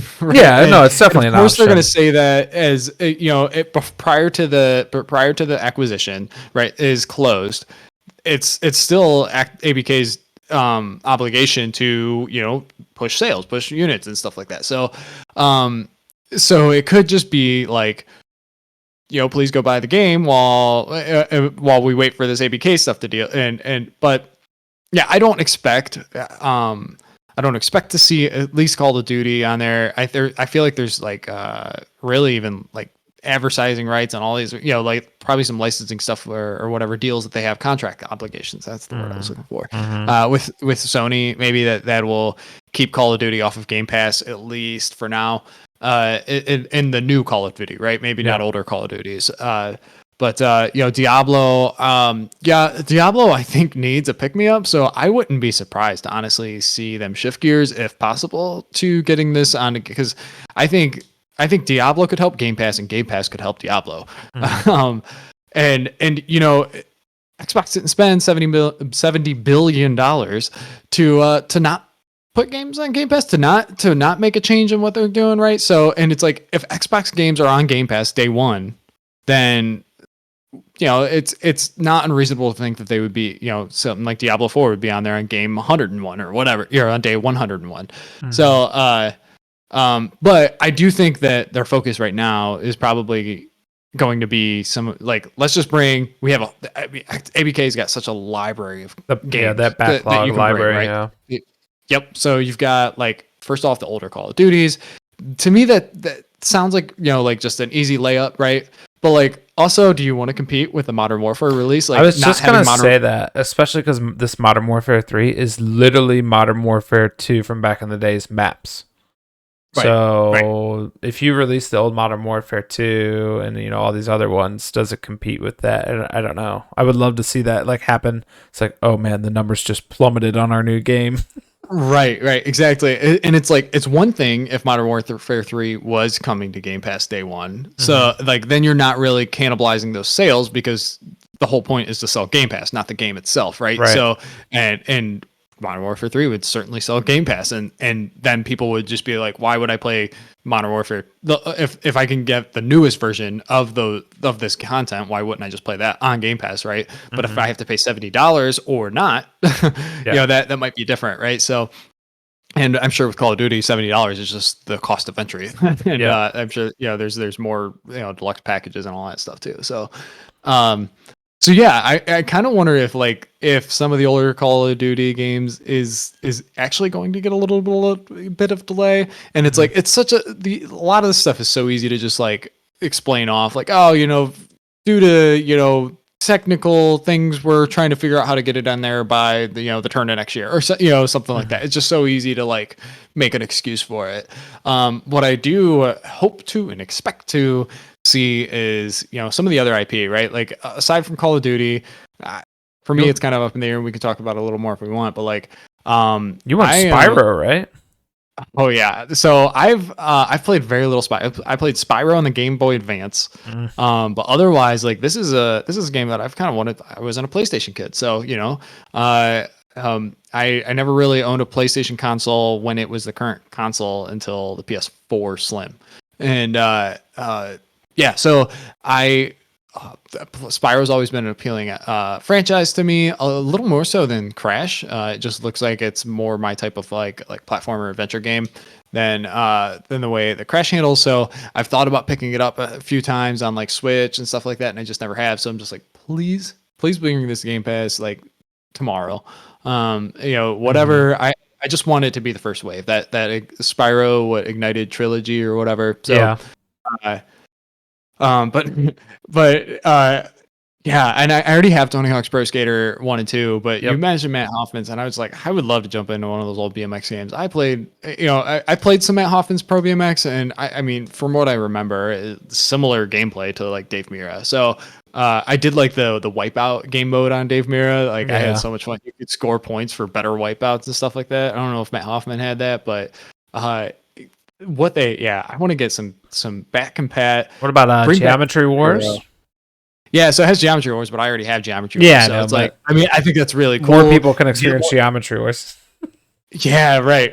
Bring Geometry Wars 2 to Game Pass. I mean, you can bring whatever the other ones too, but I want that game to get some more life into it, and maybe I'll blast on Xbox Series X Reddit as a recommendation to play this game once it does, and get people or in the Game Pass subreddit, because I'd love to see the leaderboards kind of get some life breathed into them and stuff like that. Gosh, that game is so stinking good. Geometry Wars 2, go play it, especially once it comes to Game Pass. But yeah, I'm going to ask you, when do you expect to see the first ABK games hit Game Pass? And next do you have any hitters you fully expect to see there? Any that you expect to absolutely not be there yet, other than the two games, the Diablo 4 and Call of Duty Modern Warfare 3? What do you think we're going to get drip fed games? I mean, just give me your thoughts. How do you think this Game Pass transition is going to happen for ABK? Yeah, I think we see them next week, right? I think we see old games next week, maybe. And by next week, sorry, we're recording on Saturday and we release our episodes on Wednesday, so that could be by the time this episode releases, right? Yeah, exactly. So by the end of October, I'll say.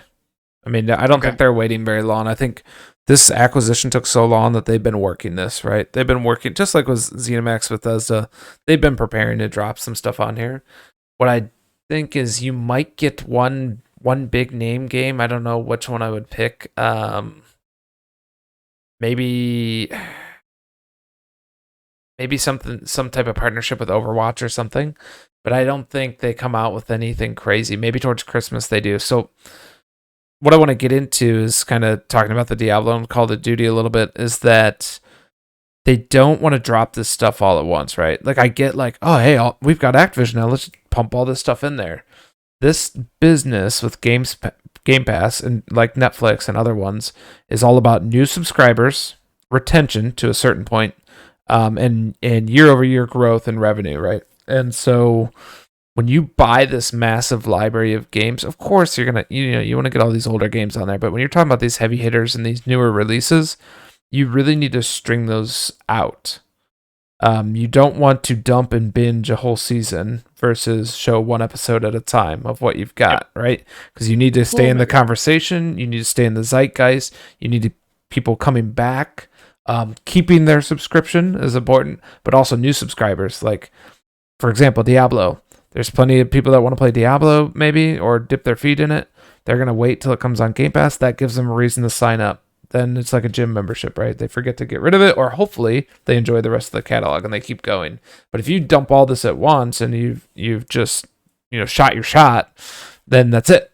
That's all you got. And when you say you've got 5 big games or something like that, and when you release them all at once, right? Like, and I think it's kind of what you're trying to articulate here is like, well, I'm going to jump into one of these games and probably forget about the other 4, right? Exactly. And then as opposed to if you release one and then I'm going to play that game and then you're like release another, I'm like, oh, cool, I'm going to go play this one now. And then you release another and then, oh, okay. So like, I don't have to, like, it's easier to forget, like you're going to split the fan base, right? You're going to split the player base on, some are going to be excited about game A, some are going to be excited about game B, C, whatever. And then there's going to be less excitement about the other games that you're not playing when you get to the point where you want to play them, then as opposed to like when it's released, it's kind of, it puts it into the news. It puts it into the current, like, oh, like top of mind. This is what I want to go play now, as opposed to like, oh, it's been sitting there and it's like, oh, I'll get to it eventually. Right. Like that's, and then eventually never comes. So you want to know what my heavy hitter is that I think is going to happen first?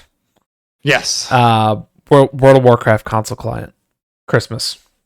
That's my guess. Oh, wow. Long rumored. There's been rumors that they've worked on a console version. My guess is that they complete this acquisition, their big holiday push. Of course, they're going to have, some different types of games come out, but World of Warcraft console client, and maybe it's just included with the Game Pass sub. There's no extra strings attached that you have to buy anything, pay anything. It's on Game Pass. Come play now. Subs go up big time. Oh yeah, I love that. I love that take. That's it's fiery. That's spicy. Tell me you want to dip your toes in too. If it came out and you didn't have to pay anything extra. Yeah, that so you think that's just a part of the Game Pass sub is the WoW sub? Yeah, that would be pretty sick. So because WoW's like $15 a month, right? I don't know the price right now, but yeah, probably. Yeah, that's what it's been historically. So I'm glad you said that. So like I wouldn't have expected you to say that because this is a question, something I wanted to like talk about because I think Jez Corden's a big Blizzard fan. He's on the Xbox 2 podcast with like Randolph Orr, and he was saying it's just like I think that's where they were talking about it. Oh, but it's just like $15, right? Like why would you have your $18 Game Pass subscription or Game Pass Ultimate subscription? Shoot, even for console, whether that's a part of that, but like maybe it's got to be Game Pass Ultimate that you get this WoW sub. Yeah. But like, like what, for only $3 more you get Game Pass plus WoW, and it's just like, yeah, but like, like to me that says that you're looking at, you're getting $18 a month by a lot larger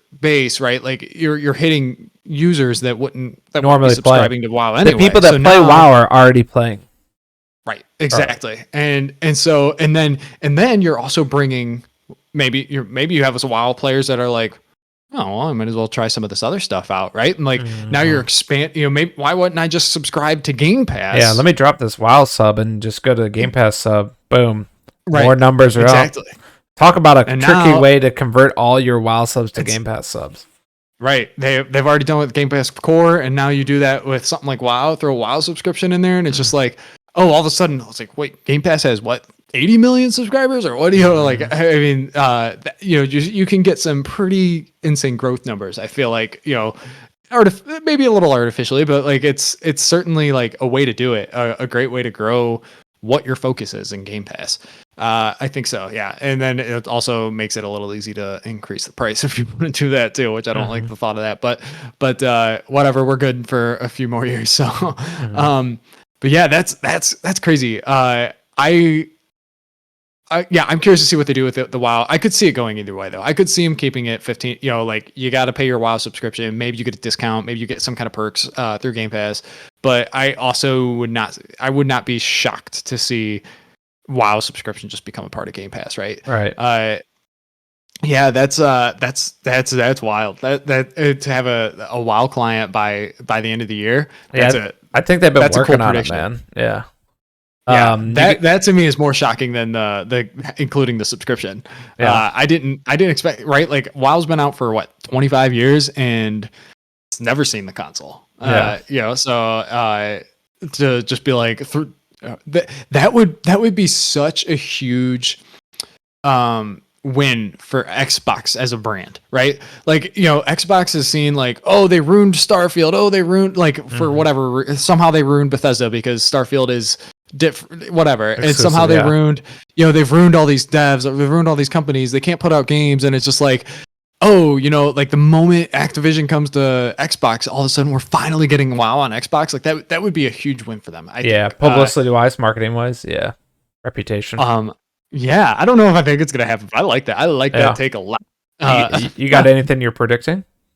All right, yeah. So, give me your one big prediction. I'm gonna get. All right, you gave a spicy one. I'm gonna give a spicy one here, right? Okay. So, maybe it's not as spicy as WoW coming to console, but let me. Mine's gonna be Guitar Hero related. And how'd I know? I'm saying, let's say we get some. Do we get backward? Well, it's already back compat, right? Guitar Hero games, maybe. I don't know if they are or not, but something major Guitar Hero related. I don't want to say by the end of the year because it just seems so fast. But you said wow by the end of the year. I'm gonna say by let's say by Game Fest or whatever, by summer. Because I don't think we see any significant change to Guitar Hero in the next 2 months. But give me until by summer we see. And the same thing with Guitar Hero is you have to release physical accessory. Yeah, that's the hard part.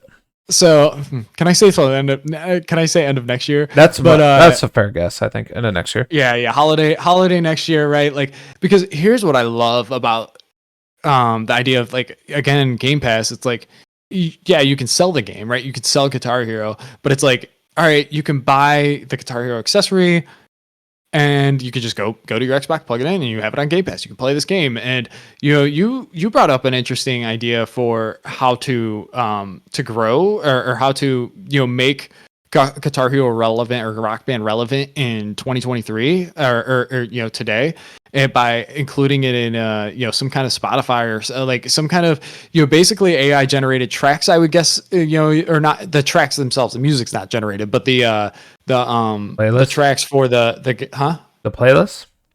Yeah, so the playlist isn't necessarily AI generated, but you can, with your iTunes subscription or Apple or Spotify subscription. Oh, the actual notes, like it'll just import it. Yeah. The gameplay, right? Like the game. It's just like, okay, that would to me be a great use of AI. And where it's like you're not necessarily taking away some kind of like artistic, like I don't think that's something that's going to take a whole lot of manpower that you can't it just wouldn't happen. It helps right? scale the business, right? This 100% helps scale the business. It is a good use. That. I don't know what subscription that would be. They would have to partner with somebody, and it almost seems like it's right. Like it's got to be Spotify or Apple or who. I don't know. Tidal's the only other one I would bring say, Zune Music back, right? Yeah. No, but they partner. I don't see them partnering with Amazon Apple, Music, but it's like, does Microsoft want to partner with Amazon? Probably not. Do they want to partner with Apple? Probably not. I guess it's Spotify, right? Yeah, it's probably Spotify. Yeah, but I like that prediction, especially because Bobby Kotick at that Fireside Chat mentioned Guitar Hero kind of out of nowhere last week, I think. So they're thinking about it. It's on their mind, or they're putting feelers out or something. Yeah, and as big as like it's like Spyro is exciting, something getting to play Spyro or something like that. Probably the most significant IP that Xbox is getting with this ABK deal to me is Guitar Hero. As far as like the franchise that like I have the most attachment to. I mean, there's three big ones. I would say Guitar Hero and Tony Hawk's, and then honestly, Geometry Wars. As crazy it is, we played a lot of Geometry Wars. We really, really did. So hours and hours and hours and hours and hours. But like ahead of that, like I said, it's definitely Tony Hawk Pro Skater, and Guitar Hero is the single largest one for me. So that's a little bit of a hopium, a little bit of I wanted to give a little something spicy, maybe not as you did that WoW prediction. Well, I think that's a really cool prediction. What about you mentioned? Oh, go ahead. Oh, Overwatch. Yeah, I was going to ask about Overwatch, so you can go ahead and ask your question. Yeah, I was going to ask. I mean, do you think they do? So Overwatch is huge it's kind of a huge franchise now. Their Overwatch 2 has gotten some bad press lately. They've made some interesting decisions, and it's kind of not, but like it's a free to play game. So like when I think of this ABK deal, all I like, it's hard for me to think outside of like the benefits to Game Pass, right? So how does a Game Pass really benefit other than some perks and stuff like that? But like benefit something like that. But like, do you think this can benefit? Do you think it may hurt? You know, like I guess we could talk about that as well. But like, what do you think this acquisition means for Overwatch? Does it mean anything? I don't know. Yeah, I was brainstorming that before, and I just don't. I don't know where Overwatch fits in. It's got to solve its own problems first, right? So it's got to figure that out with Overwatch 2, and I mean it's already on these platforms, and I'm trying to think of some tie-ins you can do or something to drum up business or players, or do you expand? I mean, it's a pretty liked lore and universe. Do you expand into a different type of game now that you have the manpower and the money behind you to do that? Do you take that IP somewhere else, like into a different genre? That's what I think about doing.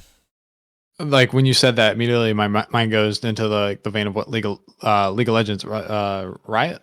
Yep, Riot Games. Yep, Riot's done with League of Legends and these spin-offs, right? Like they created Arcane, and it's like I said, this lore. I mean, there's already plenty of fan art for Overwatch out there, yeah.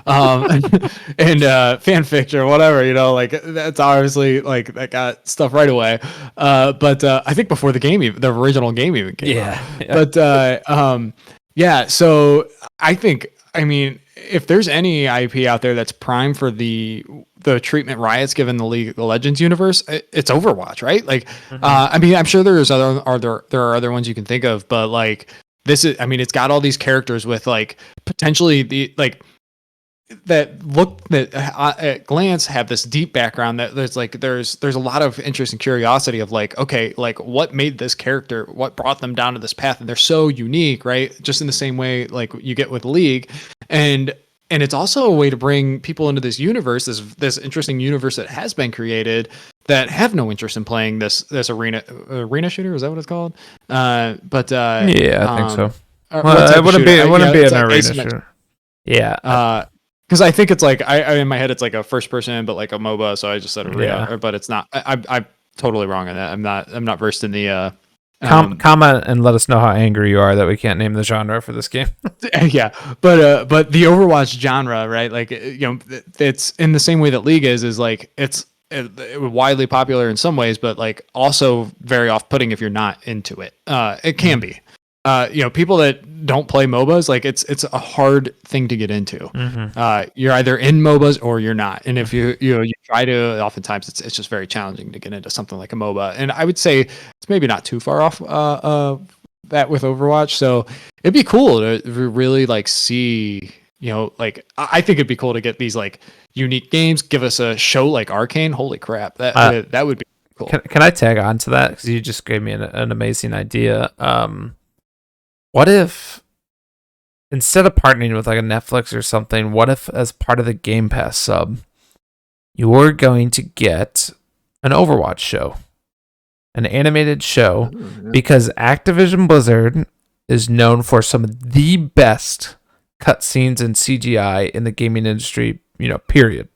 You know, they really, Blizzard holds the bar for that on all their games. So do you infuse some money into this, build out the team, and Overwatch and these games kind of already do that. Like they have these, you know, inter-season videos and, you know, launch videos, and they're not like 30-second things. They're like 2, 3, 4 minute things. You expand on that and make, you know, a season of 8 episodes of 20 to 30 minutes each and build out the story and the lore of this. Now you have that, and hey, you get that with your Game Pass sub.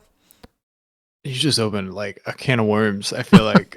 So like, because you just took my mind to this place where you're like, does Game Pass now become like, does it try to enter this streaming media like business or whatever, especially when it's like going through what it's going through right now? Like, is this like a new take on it, to like a fresh take on it that it maybe needs? When, you know, everybody except for Netflix seems to be kind of struggling. Look at the IP on the board here, dude. Look at the IP they have access to. That, I mean, that's really interesting. I mean, I don't know the dollar value to license out versus do this yourself, but I'm like, and you do see occasionally movies hit Game Pass like that you can just download for free or something like that. Yeah, or Game, super like discount. as like Game Pass perks or something like that. Yep. Yeah, that's really interesting. Or I mean, I don't know, like you see like Paramount got Halo, right? Like the Halo show and stuff like that, right? So I my gut just says that that's probably the way they would go, right? Something like that. Yeah, I'm saying strictly animated though, right? So I could see them license out like a Halo live action or something. But yeah, you're already animating stuff. You already have some of the best animators in the industry. Why not?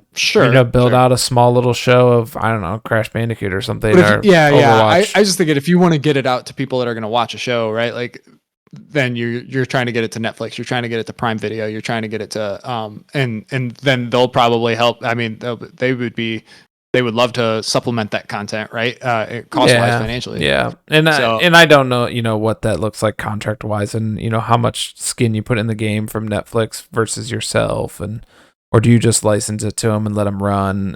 There's all sorts of business things there I'm not privy to, but just a thought I had.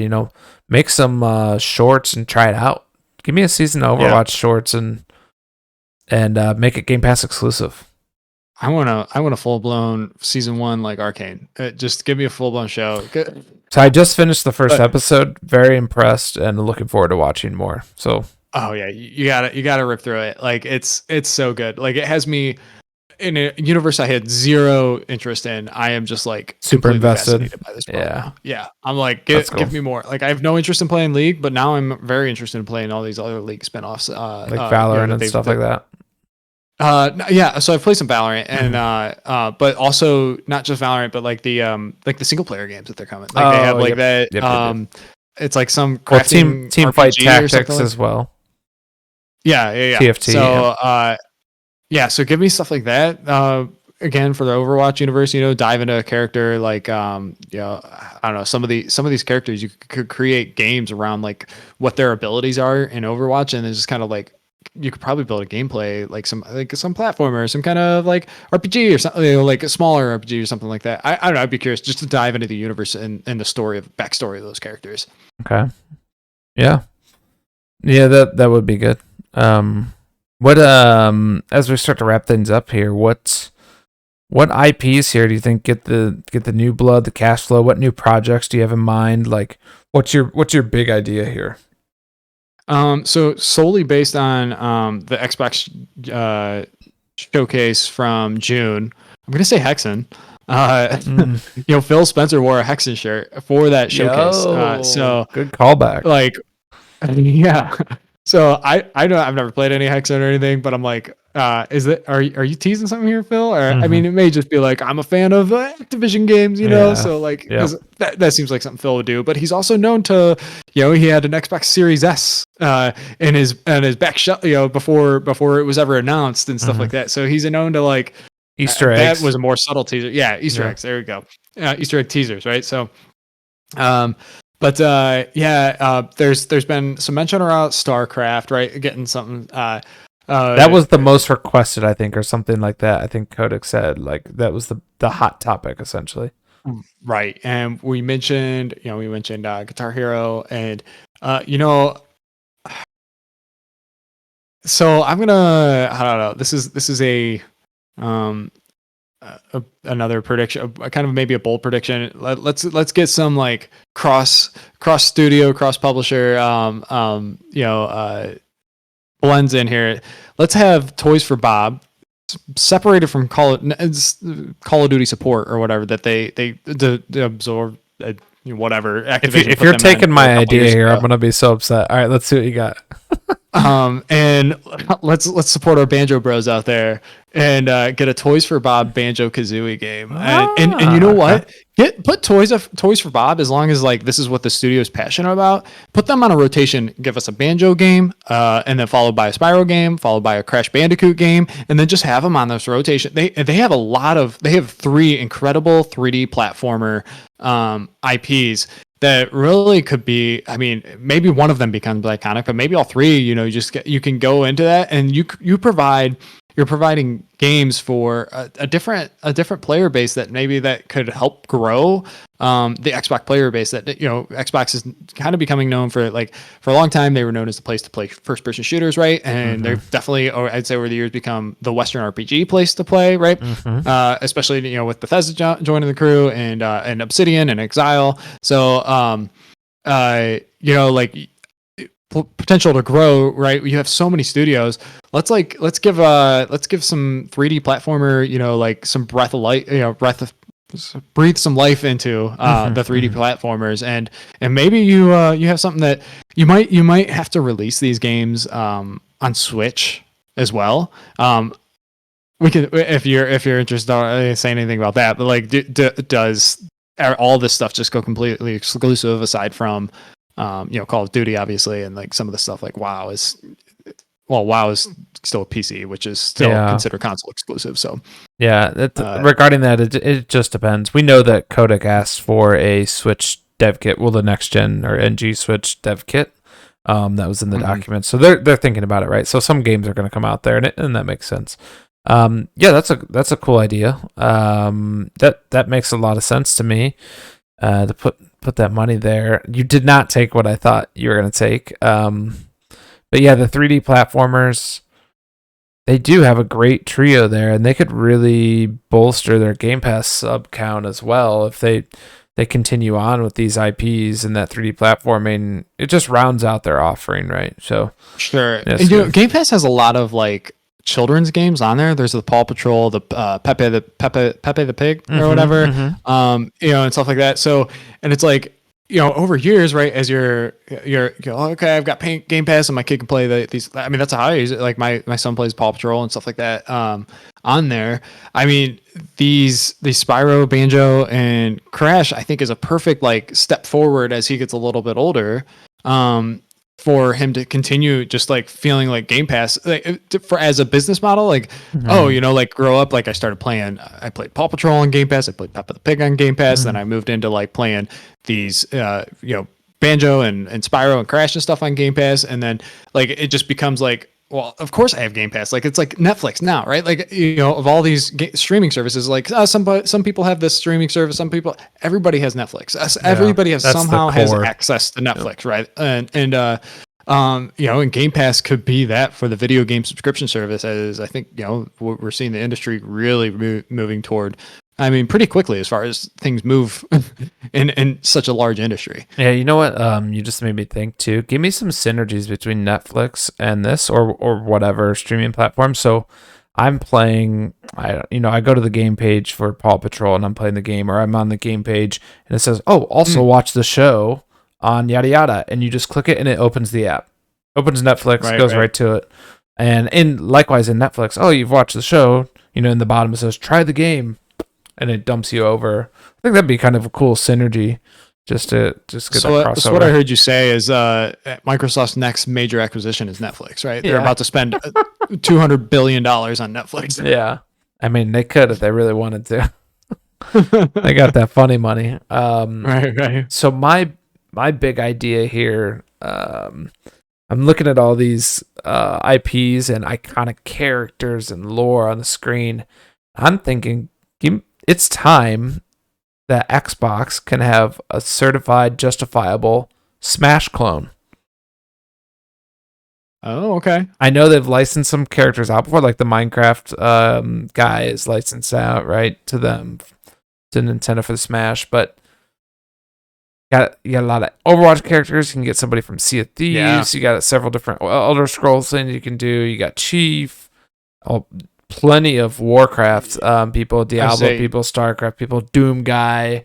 Tony Hawk can come in there and slap you with the skateboard like Bart Simpson from the arcade game. Crash Bandicoot. I'm like, this is pretty cool. You get the for Fallout, maybe you're the power armor guy, or you're maybe you're just the Vault Boy. I don't know. There's a lot of cool things there. You could have a larger character lineup than Smash Ultimate. I think so, in a way, yeah. Just from these IP alone, right? Just from the Xbox IP alone, and you don't even need any partnerships like they do. Yeah, that's you got Minecraft Steve, right? So the game's still got to be good, right? You need some, like, Sakurai is the heart and soul of the Smash, and it knows how to direct all the developers and the team and the vision. From all the the Smash So you clones, need right? a Like there's some Sakurai, other ones right? out there, right? Nickelodeon's got a kind of an interesting one, but like nobody else has a Sakurai. So like, and it would have to you would have to put a lot of heart and passion into it, right? And make sure for it to be accepted by the community, like to be compete with Smash Brothers. And honestly, you know, you throw that into Game Pass, and Game Pass would be perfect for that kind of content as well. I think right, like because it's just like, oh, you know, feel like playing a fighter, like that to me feels like a good fit for something like Game Pass. Rounds out their offering, right? My goodness. So what do you think the artistic style, right? Like the appearance, right? Like how do you put Minecraft Steve, Spyro with Tony Hawk and Spartan, or you know, Master Chief and Doom Guy and I don't know, all these characters in the same visually on the same screen in a video game, right? Yeah, I mean it's got to be a little, man. I mean Smash kind of does it in a way. Like they got solid snake, right? Like solid snakes in there, and Minecraft Steve's in there. So yeah, and Mario, right? Like it's just like, so those are three very different visual. Yeah, I agree. I think it's doable. It's just it'd be a curious thing to see. I think it's interesting. I think everybody's just like, oh, you know, they could. There's always this like Smash clone like wish list, or and this like there's always talk about like, oh, this studio could, or this, you know, publisher could totally do a Smash clone, and look at all these IP. You know, you've seen the same thing with like Sony All Stars and stuff like that. And it's like it takes a little more than just IP and just franchises to make it. Yeah. So it's like it's cool to think about, right? Like you get a Dragonborn in there, and but yeah, oh dude, the Hi-Fi Rush guy would obviously be perfect. Oh yeah, that's a good one. Yeah.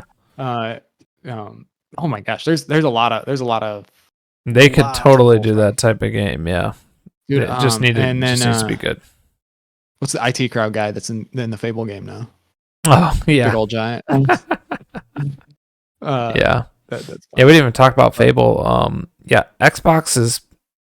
Xbox Studios now is pretty loaded. Now the question is, will they be able to deliver? And I think Phil Spencer's goal was one major first party game a quarter, and I think they have the IP in the studios to do that. Now will they execute, right? It's like a sports game. You got it on paper. Can you execute? Does Call of Duty come out every year? I want you yes or no right now. Does Call of Duty continue to come out new release Call of Duty every single year? No. Nope. Oh, I like it. Please don't, right? Please don't. Yeah, I think that's been a mistake for them. Maybe the money shows them otherwise because the fans are ravenous and they just buy it up like crazy. So maybe it's purely a money thing. But I would love Phil Spencer to just come in, or whoever he's having replace Bobby Kotick, come in and say, you know, let's take a step back, pump the brakes. Look at this. We're renaming the Call of Duties the same as the previous games. We're re-releasing the old maps. Let's take a long, hard look. We'll give one team a games as it is a game as a service in a way. Let them continue that on. Support it for another year or two. Yeah, support that with some random team, whether it's Sledgehammer, whoever. Then pick a studio and say, let's re-envision Call of Duty, and let's deliver something truly special that we only do a sequel to in 3-4 years. Like, let's get back to our roots. So I've got like my hopes and dreams for this, right? Is now, you know, as a part of a whole platform that has Halo, that has Gears of War, that has Call of Duty, that has Doom, that has, right, like all these shooters, right? This allows you to say, okay, we don't want to release Call of Duty every year. We're going to release Call of Duty this year. We're going to release Halo next year. We're going to release Gears of War the next year. And now you can have a major shooter come out every single year. Like have a major shooter come out every year. Have a major Western RPG come out every year, right? Like have Bethesda release something. Have Obsidian release something. Have In Exile release something. Whatever Playground release Fable, right? So. You really can like hit not only like a big game every genre or every quarter, but you can hit a big genre every year, I think, right? And maybe some, right? Like the Bethesda game is going to take 10 years to make, when maybe an Obsidian game is going to take 4. Yeah. So it's like you might get Obsidian games right in the time that you get but it's like it allows you to work this calendar of like looking, 10 years, 15, 20 years into the future of like, okay, let's get on this cadence where we're delivering particular content for our, like I said, specifically the shooters and the Western RPGs is where like is probably the core of the Xbox fan base right now. You definitely hit those each year, but then you also hit like it allows you have such a wide verse. It allows you can, if any studio wants to work on something different, they're like, hey, we really be excited about working on Hi-Fi Rush, on Pentiment, something like that, right? Right. It allows for that flexibility because you have so much other stuff that should be able to put out enough content that it's just like you feel like you always have something new to play. Retention and new subscribers. Yep, that's how you do it. You fill out that calendar, but don't overstep each other. You got to think of like ebb and flow, right? Big game, little game, little game, little game, big game, little game, little game, and so on. So, yeah, that's kind of my thoughts on the Xbox acquisition. I would love to know what our listeners think about this. So don't be afraid to hop in the comments, and definitely our Discord. We have good discussion going on there with a lot of our listeners now, and would love to have you join that and get your thoughts. Evan, is there anything you want to talk about before we close out the show? Yeah, I was gonna say we got to wrap up here. We went a little long again this week, but a lot of exciting stuff to talk about. Yeah, I'm gonna go ahead and say, again, comment, like, subscribe, and join the Discord, as Mark said. Check out us. You can watch us here on YouTube, or you can listen to us here on Spotify, Apple Podcasts, anywhere you get your podcasts. We look forward to having you. Thanks for coming. Thanks for joining. Any final words, Mark? No, I think my catchphrase is always defaulted to keep gaming. Always try and keep gaming, and we want to hear what you're playing, and you'll hear what we're playing. So, thanks, guys. That's episode 7.